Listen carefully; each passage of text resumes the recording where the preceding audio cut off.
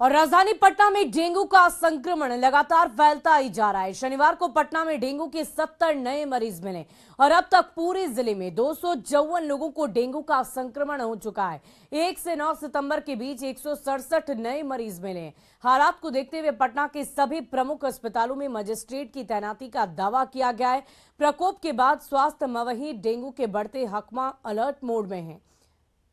पटना के civil surgeon की माने तो डेंगू संक्रमितों की संख्या बढ़ने के बावजूद लोगों को पैनिक होने की जरूरत नहीं है, क्योंकि प्रशासनिक स्तर पर राहत और बचाव के लिए हर संभव प्रयास किए जा रहे हैं। सिविल सर्जन ने यह कहा है कि लोग स्वास्थ्य विभाग द्वारा जारी गाइडलाइन का पालन करें तो डेंगू से बचा जा सकता है। 70 केस है जिसमें हाँ जी, कल के शनिवार को, जिसमें 42 केस जो है प्राइवेट संस्थान से आया है।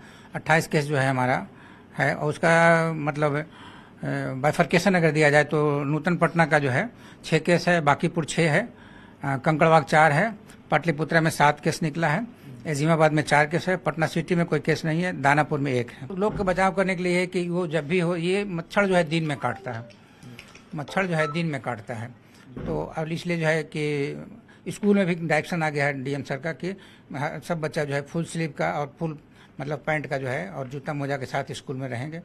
ये दिन में काटता है, बहुत ऊंचा नहीं जाता है, और अपने घर के आसपास में ऊपर में नीचे में कहीं भी पानी नहीं जमने दिया जाए।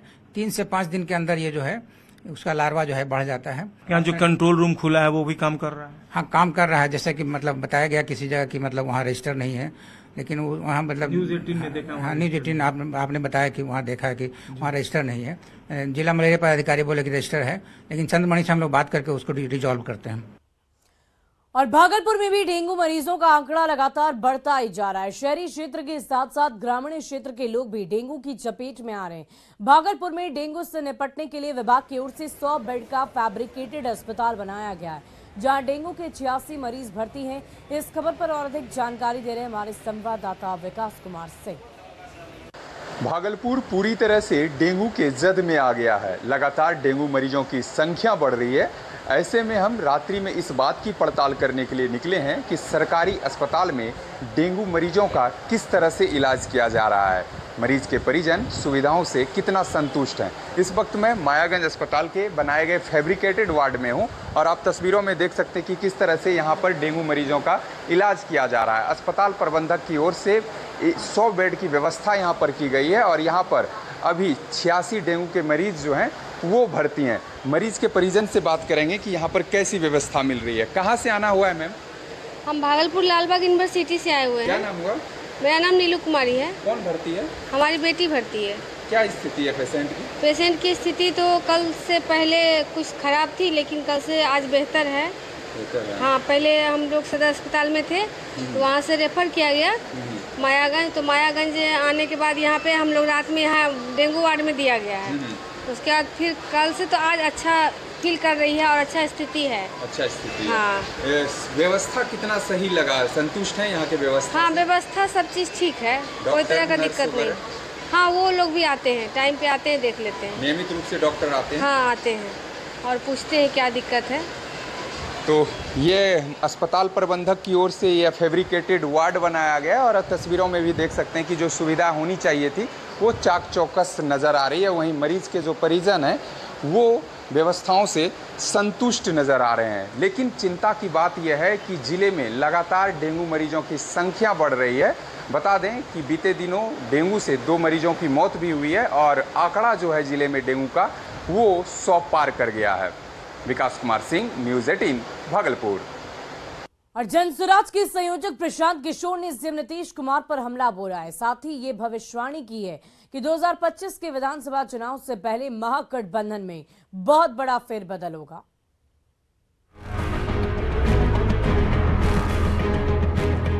अगले विधानसभा से पहले आप देखेंगे इसमें आमूलचूल परिवर्तन आएगा और कौन किधर भागेगा वो तो कोई नहीं जानता है। लोकसभा चुनाव के बाद बदल जाएगी महागठबंधन की तस्वीर, ये हम नहीं कह रहे हैं। ऐसी भविष्यवाणी की है चुनावी रणनीतिकार से जनसुराज के संयोजक बने प्रशांत किशोर ने। प्रशांत किशोर का कहना है कि लोकसभा चुनाव के बाद और विधानसभा चुनाव के पहले महागठबंधन के दल इधर उधर भागेंगे। अगले विधानसभा से पहले आप देखेंगे इसमें आमूल चूल परिवर्तन आएगा, बड़ा परिवर्तन आएगा और उसी की छोटी मोटी झांकी आपको दिख रही है। कौन किधर भागेगा, इस पर प्रशांत किशोर ने किसी का नाम तो नहीं लिया, लेकिन महागठबंधन बनाने के पीछे नीतीश कुमार की मंशा बताते हुए इशारा बिहार के सीएम नीतीश कुमार की तरफ ही कर दिया। उनको ये पता था या पता है कि अगर उस व्यवस्था में वो रहते तो 2024 में लोकसभा चुनाव जीतने के बाद सबसे पहले भाजपा उनको हटाती और ये कहती कि अब हमारा मुख्यमंत्री होगा, क्योंकि भाजपा की मजबूरी लोकसभा चुनाव तक है। लोकसभा चुनाव में एक बार एमपी जीत कर आ गए तो उसके बाद उनकी सरकार दिल्ली को बन जाएगी, जिनको हटा देता।